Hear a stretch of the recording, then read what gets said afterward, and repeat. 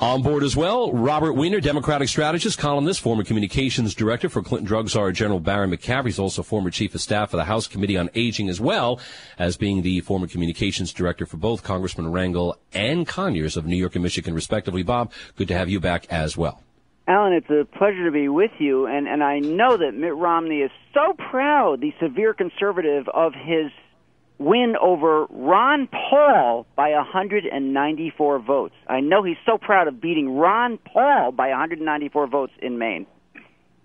It seems that Romney keeps resonating with conservatives a little more effectively than some conservatives would like the rest of us to believe, or, am I stressing that too much? Well, you can't argue with the results because I think Santorum has a very good point that Romney bought the people to come in and paid for the delegates' fees so they came, and it really did a lot of good for Michelle Bachmann to win the Iowa straw poll. So these straw polls don't mean anything. Arizona and Michigan will define the election, and they're upcoming, and Santorum is now moved into a 30-30 with Romney. Bob Weiner, at what point or another do people finally acknowledge that whenever this guy wins, it's just as much of a legitimate victory for him as theirs are for them? Or am I overstating it, Bob Weiner? Well, Alan, am I somehow being unfair? I'm going to use one of my favorite phrases from you of masturbatory irrelevance, because the CPAC thing isn't any votes. Santorum won the last three primaries, and he's moved into a dead heat with Romney and is surging. And the real votes come up, as I said before, in Arizona and Michigan. And if Santorum wins those, it's over for Romney. Romney won in Maine. What is your disconnect? Ron Paul. Woo! By 194 votes. Forcing Catholic institutions to operate contrary to their religious teachings by requiring them to pay for their employees' contraception, thus violating the First Amendment's protection against the government's breach of church-state separation. This was and has been actually, the complaint said of our illustrious leader. Now, Obama has since backpedaled by having the contraception costs placed on the soldiers of the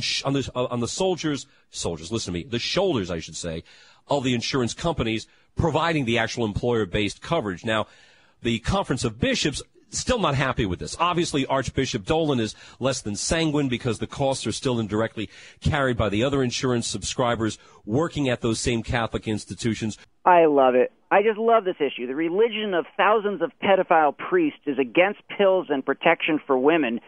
57% of Catholics support the new, updated, revised rule. 27% oppose, over 2-1.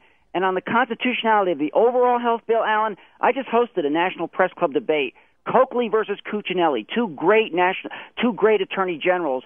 And Coakley strongly made the case it's not even a close call. The general welfare and the necessary and proper clauses and the precedent of the 1942 farmers case where wheat got regulated give the Supreme Court all the armor it needs to call it constitutional. Religions should always be allowed to comport themselves in a fashion that's honestly commensurate with their own dictates, not the dictate of a government that's supposed to stay on its bloody side of the wall of church-state separation. Bob Weiner, where do you think I'm being unreasonable? Well, I don't know many Catholic families that have 13 kids, except for one friend I had who just died at the age of 95. 98% of Catholics and 99% of all women, as you say, Alan, use contraception, and by over 2-1, the bottom line is, you said what Catholics think, they support this new regulation. Majority will has never been permitted to dictate when the Constitution is to be suspended and when it is to be implemented. Am I overstating that? That one by the new rule. And by the way, both Coakley and Cuccinelli, two extremely opposite attorneys general, said that this case will be decided 5-4 on the constitutional question. So it's not a clear-cut case.